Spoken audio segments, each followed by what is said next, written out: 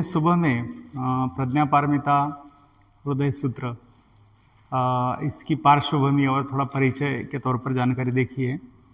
तो अभी हम इसके आगे के पड़ाव की तरफ निकलते हैं, आगे की जर्नी पर निकलते हैं। तो ये जो हृदय सूत्र है, इसकी कहानी जो है या उसका जो बैकग्राउंड है वो बड़ा सुंदर है और बड़ा रोचक है। इसमें दो व्यक्तियों के बीच में का संवाद दिखाया गया है। तो एक जो व्यक्ति है वो है अवलोकितेश्वर, करुणा के बोधिसत्व, और दूसरे शारिपुत्र। तो इसको हमने सिंबॉलिक तौर पर लेना है, क्योंकि जो शारिपुत्र है वो थेरवाद के सबसे बड़े मतलब ऐसे इंटेलेक्चुअल और बहुत सम्माननीय ऐसे बौद्ध भिक्षु के रूप में देखे जाते हैं। क्योंकि भगवान बुद्ध के जो दो प्रमुख शिष्य थे, शारिपुत्र और मोग्गलान, तो उनमें से शारिपुत्र ये एक रहे हैं। और शारिपुत्र और मोग्गलान दोनों की अलग अलग मतलब विशेषताएं थी। जो मोग्गलायन है वो ध्यान के जो उच्च अनुभव है ऐसे बातों में वो एक्सपर्ट थे। तो शारिपुत्र जी जो है वो अभिधर्म में एक्सपर्ट थे। अभिधर्म मतलब मन की अलग अलग अवस्थाओं की जानकारी रखना। तो बुद्ध की धम्म में जो भी शिक्षाएं आती है तो उन सब को वो सबसे अच्छे से रखते थे, और उनको अभिधर्म के संस्थापक भी कहा जाता है। मतलब उनसे ही जो है अभिधम्म मतलब विशेष धम्म, जो अपने मन से संबंधित बातें हैं उसको कहते हैं वो। तो उसकी नींव उन्होंने रखी, ऐसा कहा जाता है। तो ऐसे शारिपुत्र और उनको अवलोकितेश्वर संवाद करते हैं। तो अवलोकितेश्वर ये एक बोधिसत्व के रूप में है। उसको हम ऐसा कह सकते हैं कि हमारी मन की उच्च ऐसी एक अवस्था है, वो एक ऐसे बोधिसत्व है, मतलब करुणा के प्रतीक है वो। लेकिन यहाँ पर प्रज्ञा की बात करने के लिए वो दिखाए गए हैं। वैसे हम इनमें फर्क नहीं कर सकते कि एक बोधिसत्व करुणा का है, एक प्रज्ञा का है, ऐसा हम बोल नहीं सकते। क्योंकि जो संबोधि है तो उसका हर एक गुण जो है दूसरे गुण में प्रतिबिंबित होता है, उसमें हम ऐसा फर्क नहीं कर सकते। तो एक साइड हमको प्रज्ञा दिखती है तो उसकी दूसरी साइड जो है वो करुणा है। तो इसलिए यहाँ पर हम ऐसे देखना नहीं है कि अवलोकितेश्वर केवल करुणा के प्रतीक है, तो यहाँ पर वो प्रज्ञा की बात कर रहे हैं। और ऐसा कहा गया है कि जब वो ध्यान कर रहे थे, ध्यान की उच्च ऐसी अवस्था में थे, तो उन्होंने उस उच्च ऐसी अवस्था से शारिपुत्र की तरफ देखा, करुणा से देखा, मतलब नीचे देखा उन्होंने, और फिर वो कुछ बातें उनको कहने लग गए।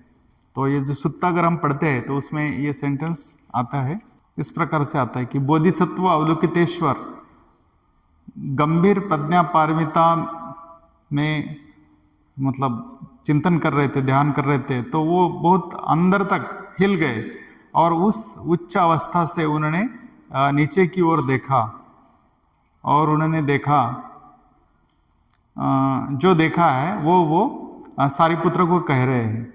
तो उन्होंने क्या देखा उच्च मन की अवस्था से, कि जो पंचस्कंद है वो मतलब शून्य है। पंचस्कंद जो है वो पूरी तरह से शून्य है। तो यहाँ पर पहला ही सेंटेंस बहुत ज़बरदस्त सेंटेंस है। अवलोकितेश्वर शारिपुत्र को कह रहे हैं कि पंचस्कंद जो है वो शून्य है, खाली है, एम्प्टी है। तो हमें यहाँ पंचस्कंद क्या है वो जानना जरूरी है, क्योंकि इस सुत्त में 6 अलग अलग स्टेटमेंट किए हैं अवलोकितेश्वर ने शारिपुत्र के लिए। तो एक एक स्टेटमेंट अपने आप में एक विशेष है। तो पहला जो स्टेटमेंट किया है वो है कि पंचस्कंद जो है वो उन्होंने देखा है कि वो शून्य है। पंचस्कंदों का जो स्वभाव है वो शून्य है।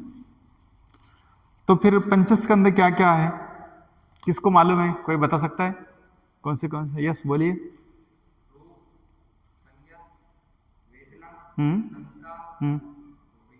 वेरी गुड, बहुत अच्छा। अभी ये शब्द आपने सुने हैं, मुझे बहुत खुशी हो रही है कि आपने बताया।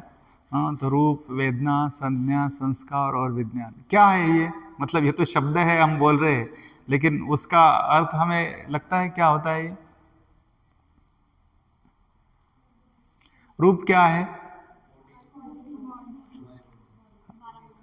हाँ, बॉडी बोल सकते हैं उसको, या जो भी हमें जो ठोस चीज़ें दिखाई देती है उनको रूप कहा गया, रूप स्कंद। हाँ, जैसे अपने यहाँ हड्डी, मांस, ये बाल, नाखून वगैरह जो है ना, तो वो सब रूप स्कंद में आते हैं। Very good. तो ये आसान है समझने के लिए ना। तो दूसरा वेदना, क्या है वेदना? एक एक बताओ, मतलब कोई एक बताओ।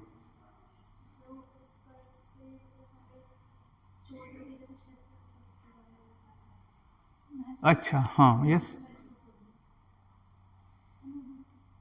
अनुभूति, अच्छा, ठीक है। वेदना मतलब बेसिकली सेंसेशंस, कि हम जो भी बाहर की चीज़ों के कांटेक्ट में हमारे इंद्रिय आते हैं तो हमें क्या क्या वेदना होती है। वेदना जैसे सुखद होती है, दुखद होती है या न्यूट्रल होती है, तो ऐसी वेदना। तो ये वेदना का एक मतलब हीप है। हीप को क्या बोले थे सुबह में आपने?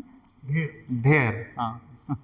हाँ, तो ये हमारा अनुभव की कक्षा में आता है कि वेदना का एक ढेर होता है, मतलब। फिर तीसरा क्या है? संज्ञा। क्या है संज्ञा? हम्म, बोध कराते। Very good, very good. संज्ञा मतलब जानना, उसका मतलब होता है जानना। तो हमारे इंद्रिय जिस किसी चीज के संपर्क में आते हैं, तो उसकी वेदना होती है संपर्क होने के बाद में, और वेदना होने के बाद में फिर हम जानते हैं कि ये चीज है करके, तो उसको हम कुछ नाम देते हैं। तो उसको संज्ञा कहा गया है। ठीक है। जैसे अभी मैं इधर देख रहा हूँ, मुझे दीवार दिख रही है। दीवार दिखने से मेरे अंदर में ना सुखद ना दुखद फीलिंग निर्माण हो रही है, न्यूट्रल फीलिंग हो रही है, क्योंकि वो दीवार है वो।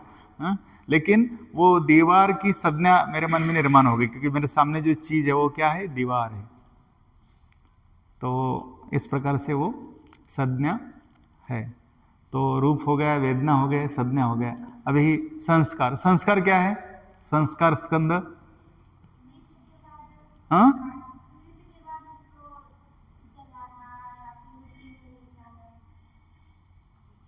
अच्छा अच्छा, ठीक है। आप लोग बताइए, आप लोगों ने सुबह चर्चा की है ना? हाँ हाँ, यस, वेरी गुड। और हम्म, कुशल या अकुशल, कोई भी, दोनों भी। हाँ हाँ, नहीं, व्यवहार नहीं है वो। संस्कार मतलब ये है कि हम जो भी कुछ कृति करते हैं हमारे काया वाणी मन से, तो उस कृति का भविष्य में जो भी कुछ परिणाम हमको होने वाला है, उसके लिए जो भी वहाँ एक उसका रिजल्ट बनता है, कारण बनता है, तो वो कारण को कह सकते हैं।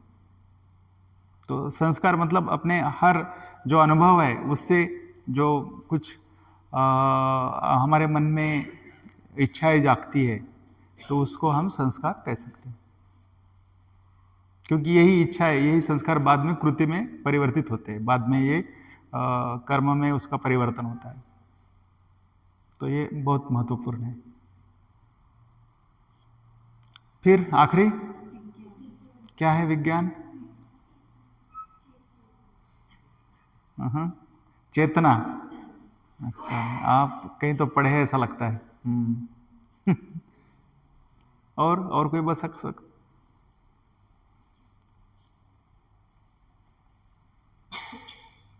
ठीक है। विज्ञान मतलब कॉन्शियसनेस, मतलब जो जो चित्त बनता है, वो जो अपने इंद्रिय है किसी वस्तु के संपर्क में आते हैं, संपर्क में आने के बाद में उस वस्तु को वो जानते हैं, उसकी संवेदनाएं पैदा होती है, और जानने के बाद में वो वस्तु वो है करके हमारे मन में जो विचार आते हैं, उस प्रकार से हमारा मन बनता है उस क्षण के लिए, तो उसको विज्ञान ऐसे कहा गया है। विशेष प्रकार के जान, जैसे कि मैं दीवार देख रहा हूँ, तो दीवार ये मेरे लिए रियलिटी है उस क्षण के लिए, तो वो मेरा मन जो है वो दीवार में मन बन गया है मेरा, तो उसको दीवार का विज्ञान भी कह सकते हैं, या उस प्रकार का मन। तो ये जो पंचस्कंद है, ये भगवान बुद्ध ने सारनाथ में बताया। एक सुत्त है, अनंत लक्षण सुत्त, उस सुत्त में उसकी बात आती है सबसे पहले। और किसी भी व्यक्ति को उसका स्वरूप विश्लेषण करने के लिए इस तरीके से बात करते हैं। मतलब कोई व्यक्ति है तो वो व्यक्ति कैसा है, वो व्यक्ति को हम विश्लेषण करने लग गए तो ये 5 स्कंदों से मिलकर बना हुआ है, वो ऐसा हम देखते हैं। मतलब ये अर्लीस्ट बुद्धिज़्म की बात है, पंचस्कंद की भाषा में बात करना।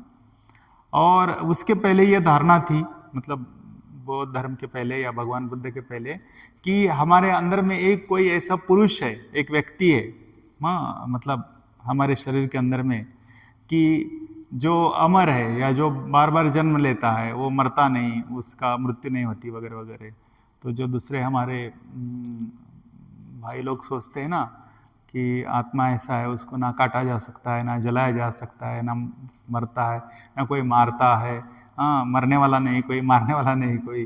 तो इस प्रकार से जो उसके बारे में, उसके अमरत्व की जो बात कहते हैं कि ये कंटिन्यू रहता है, और जैसे आप नहाने के बाद में कपड़े बदलते हो, उस प्रकार से आप मरने के बाद में वो ये शरीर को छोड़ देता है और दूसरा शरीर में जन्म लेता है। तो इस प्रकार की जो धारणा है कि एक अपने अंदर में कोई परमानेंट ऐसा सेल्फ है, एक पुरुष है, एक व्यक्ति है, इस बात को सबसे पहले बुद्ध ने इस प्रकार से छेद दे दिया कि कहा कि नहीं, ऐसा नहीं है, केवल एक पंचस्कंद है, हम एक व्यक्ति जो है पंचस्कंद से बना हुआ है। पंचस्कंदों का अगर विघटन होता है तो वो व्यक्ति का भी विघटन होता है, वो नहीं रहता है। तो इसलिए पंचस्कंद जानना बहुत जरूरी है। हम कहते हैं बौद्ध धर्म में आत्मा नहीं है, उसका मतलब है कि ये है कि वहाँ पंचस्कंद है। तो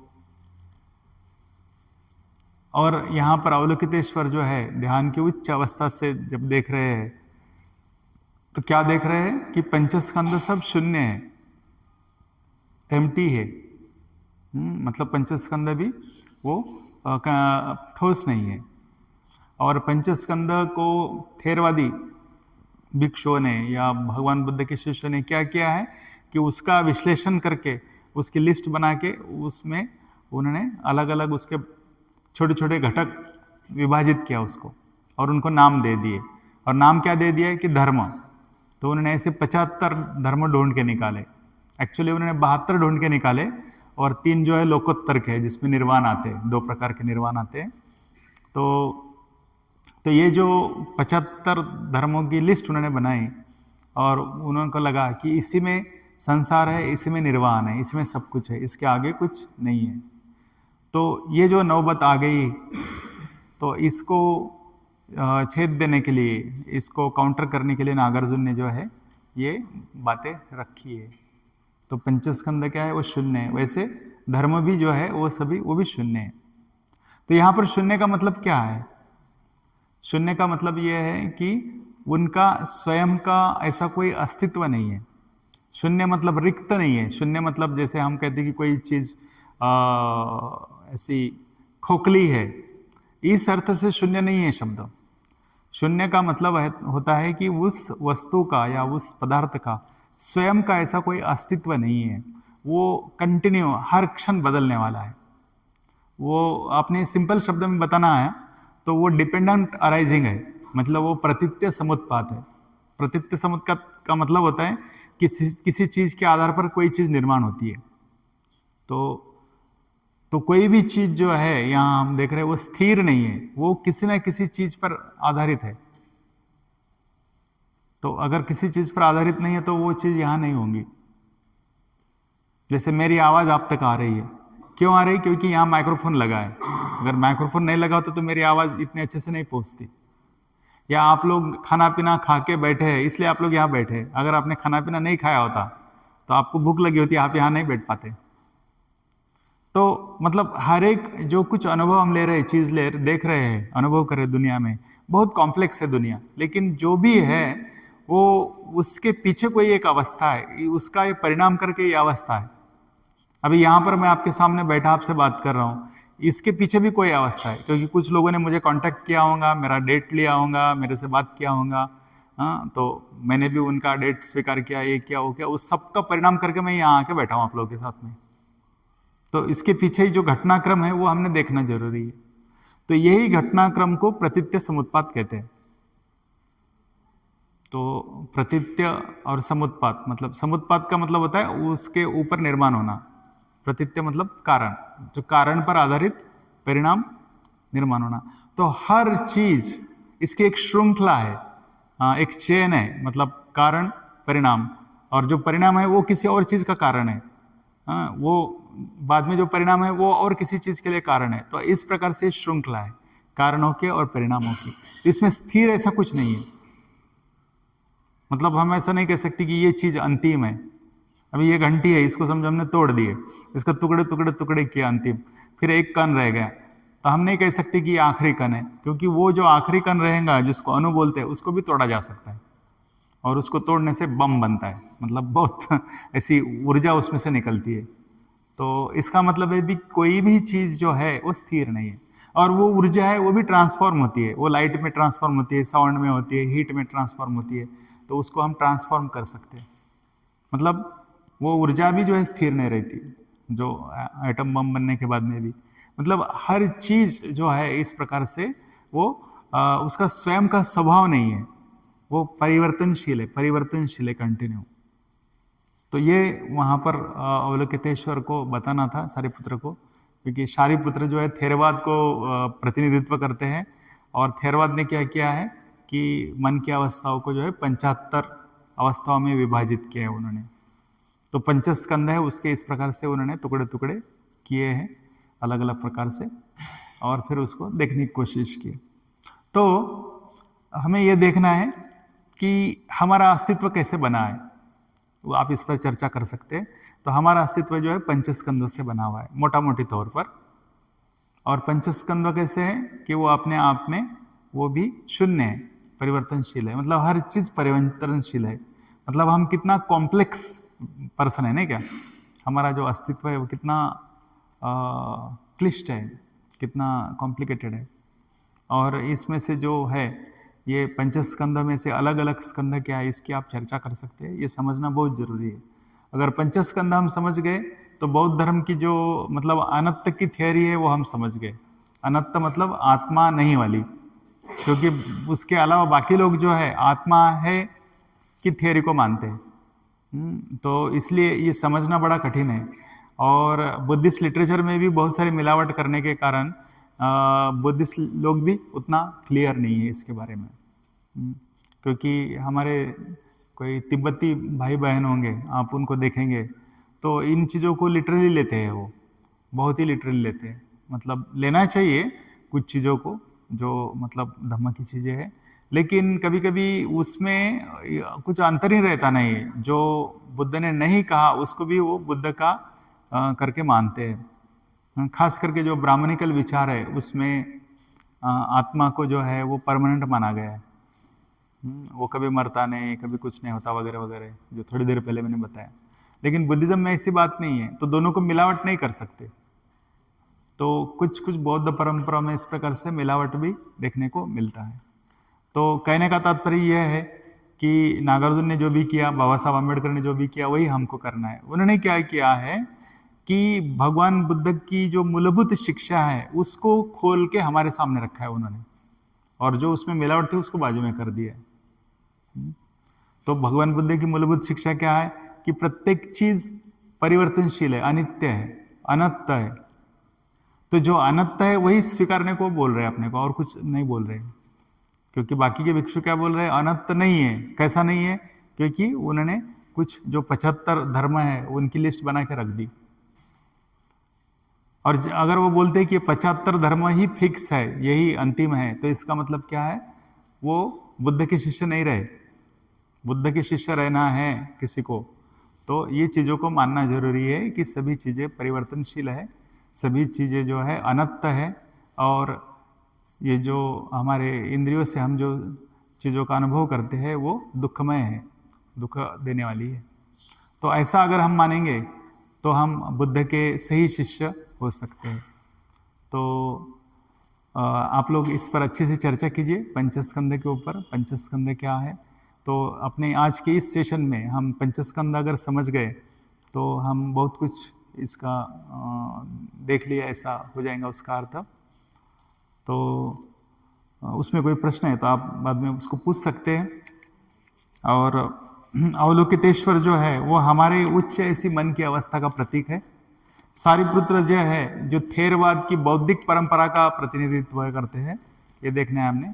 और उस बौद्धिक परंपरा में कितनी मर्यादाएं है ये भी हमने देखना है। तो उन मर्यादाओं को पार करने के लिए अवलोकितेश्वर हमें मदद करते हैं। अवलोकितेश्वर जो है वो केवल उच्च मन की अवस्था का प्रतिनिधित्व करते ऐसा नहीं है। तो अवलोकितेश्वर जो है वो धर्म की सत्यता जो है वो जैसी है वैसे हमें दिखाने की कोशिश करते हैं। तो जो रियलिटी है उसको फेस टू फेस हमें लाकर वो हमें बताते हैं। एक प्रकार से ये हम कह सकते हैं कि शारिपुत्र और अवलोकितेश्वर ये बाहर में नहीं है, इसको हमने धर्म ग्रंथों में ढूंढना नहीं। तो ये हमारे मन के दो हिस्से हैं, ऐसा आप उसको देख सकते हैं। इस मुद्दे पर आप चर्चा कर सकते हैं। तो आप ये देख सकते हैं कि अवलोकितेश्वर यानी हमारा विकसित मन, विधायक मन, हमारा प्योर अवस्था में मन, शुद्ध अवस्था में, और सारिपुत्र यानी हमारा मर्यादित मन, संकुचित मन, जो हमेशा ऐसा कहता है कि मैं ऐसा कहता है, मतलब मेरा, मैं, इस प्रकार से जो है वो जीवन को सीमित देखता है, मर्यादित देखता है। इस प्रकार से हमारा दूसरा मन का हिस्सा करके भी हम उसको देख सकते हैं। और दोनों में चर्चा चल रही है। तो एक कह रहा है कि कोई भी चीज़ फिक्स नहीं है, दूसरा कह रहा है कि नहीं ये 75 है, इसको पकड़ के रखो। और एक मन कर रहा है कि नहीं भाई 75 है, वो भी बदलने वाले हैं, उनमें भी स्थिरता नहीं है। तो इस प्रकार से ये दोनों में चर्चा या संवाद चल रहा है। इस प्रकार से इसको हमने देखना है। तो हमारे मन की ये दो अवस्थाएं करके हम देख सकते हैं।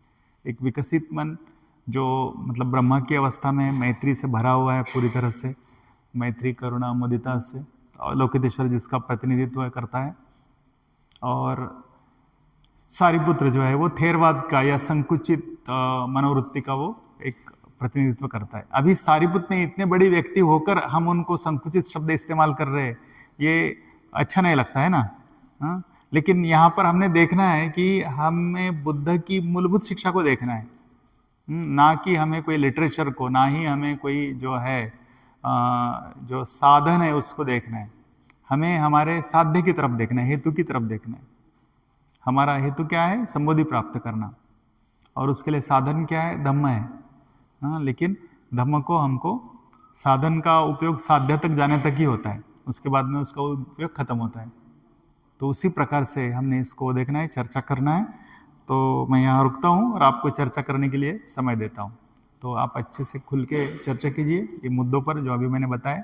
मैंने क्या क्या बताया कि मैंने बताया ये एक संवाद है अवलोकितेश्वर और सारिपुत्र में का, और ये हमारे मन के ही दो अलग अलग पहलू हैं, हमारे खुद के ही मन की अवस्था है, ऐसा देख लीजिए इसको। और फिर पंचस्कंद क्या है ये देखना है, आत्मा क्या है, अनात्मा क्या है, इसके बारे में आप चर्चा कर सकते हैं। और कुछ प्रश्न रहे तो हम कल देखेंगे। So thank you very much.